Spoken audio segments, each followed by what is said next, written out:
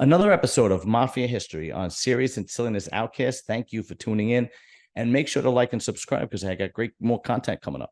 Anyway, we're going to take a little bit of a different turn.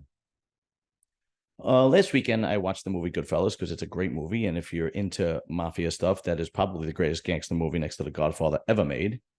If you haven't watched it, I suggest you do.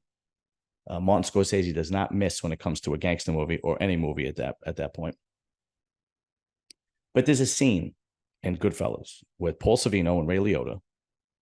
Obviously, Ray Liotta plays Henry Hill. Paul Sorvino plays Paulie Cicero, who's really supposed to be Paulie Vario.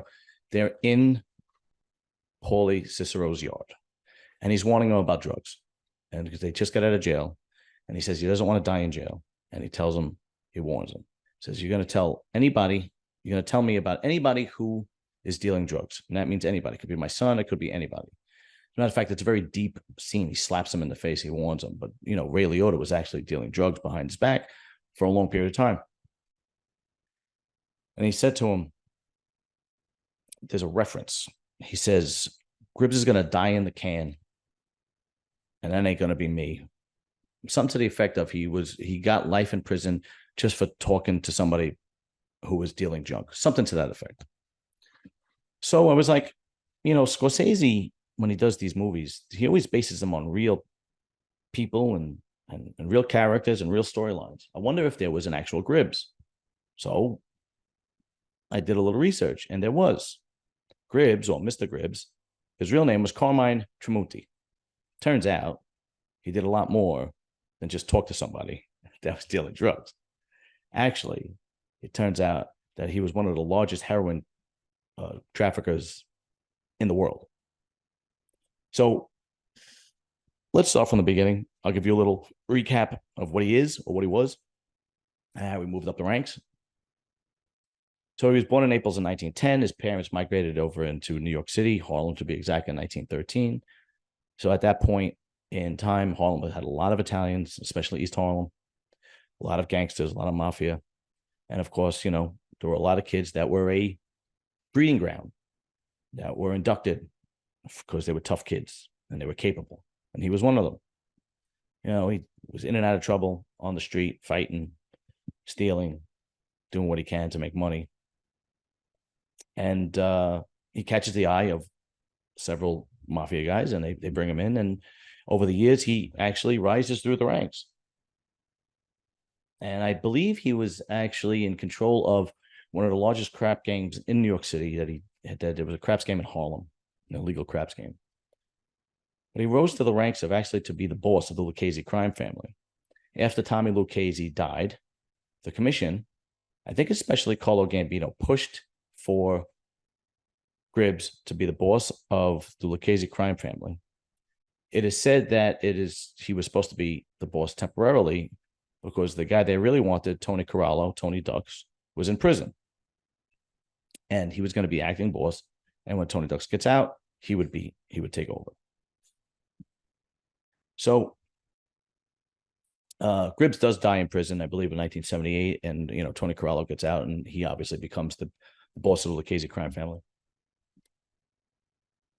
But Gribbs, Tramunti, was actually one of the masterminds and one of the financiers of the French Connection, which was one of the largest heroin trafficking rings in history. It spanned 4 continents: Europe, Asia, North America, South America. And I believe in the early 70s, they were making as much as $14 billion a year. It was said that they were moving, 30 pounds of heroin a day, something to that effect. It was 30,000 pounds. I apologize, of heroin a day. Don't quote me on that. It's something to that effect. But it was a tremendous amount of heroin. So of course he gets indicted because the feds really came down hard because this was a huge rink and it was flooding the streets with heroin. The feds come down hard. He gets indicted. And he actually, I believe him and 40 some odd other associates, mafia members, and whomever else were indicted for heroin trafficking. They actually made a movie about the French Connection. It was called The French Connection. It was Gene Hackman. Great movie. Also suggest that you watch it. And he actually does die in prison. And like I said, Tony Corralo does become the boss. He became actually really, really wealthy. I believe into the billions, but I might be wrong. Don't quote me on that. But he became really, really wealthy because of this. But there's a side story to Gribbs that has nothing to do with Gribbs. And I thought this was absolutely fascinating because the more research I did, the more fascinating stories came up. So during this time, when the feds seized the heroin, coke that was coming in, it was actually in the NYPD evidence room. And supposedly there was a tremendous amount of pure heroin, pure cocaine in the NYPD evidence room. Well, there were two other Lucchese associates, Anthony Lauria and Vincent Papa. And Vincent Papa put together this business deal, if you will, for lack of a better term, where he bribed the NYPD officers to smuggle heroin and cocaine out of the evidence room and replace it with flour. And then they were able to deal the heroin as was. For my research, it was said that they actually smuggled 400 pounds of heroin and cocaine. So they replaced it with flour, and how they realized that that happened was that the bugs actually started eating the flour and not heroin. So when they tested it, they realized that it was being smuggled because it was flour. These two were indicted. During this time, 1977, I believe it was 1977, Rudy Giuliani is the lawyer of the U.S. who is prosecuting Vincent Papa.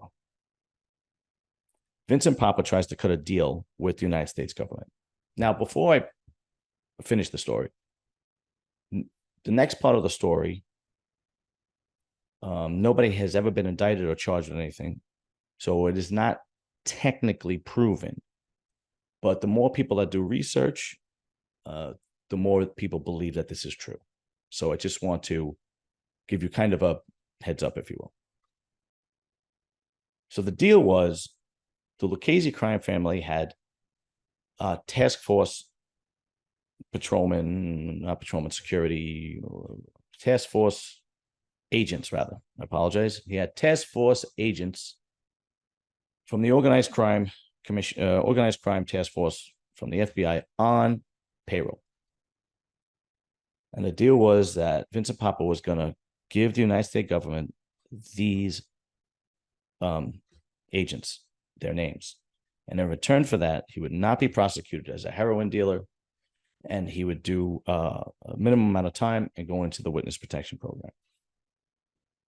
The story goes that Rudy Giuliani actually completely ignored the deal and purposely leaked the information so that it can get to the right people, which were the Lucchese crime family. Needless to say, Vincent Papa is stabbed to death several days later by a member of the Aryan Brotherhood in the prison in Atlanta where he was. So from my research, Lucchese crime family got tipped that he was going to snitch, and the informants that were federal agents were going to no longer be able to give information to the Lucchese crime family, and they got to him. And in the 70s, it was very easy. They were very powerful in the 70s. It is a tremendous story. I actually really, really beg you to go and do your own research because there's a lot more. I only do short mafia history stints on my channel, but a tremendous story nonetheless. The story about the French Connection in and of itself is a tremendous story. As a matter of fact, Carmine Tramunti in the movie American Gangster with Denzel Washington, Armand Assante's character is supposed to be Carmine Tramunti. Well, that'll do it for this mafia history. I hope you enjoyed that. Gribbs did die in jail for being a heroin trafficker. And watch Goodfellas if you haven't seen it. Watch French Connection and watch American Gangster. And subscribe and like to my channel because I bring you great content. If you like mafia history, mafia interviews, it's fantastic. So, thank you. and good night.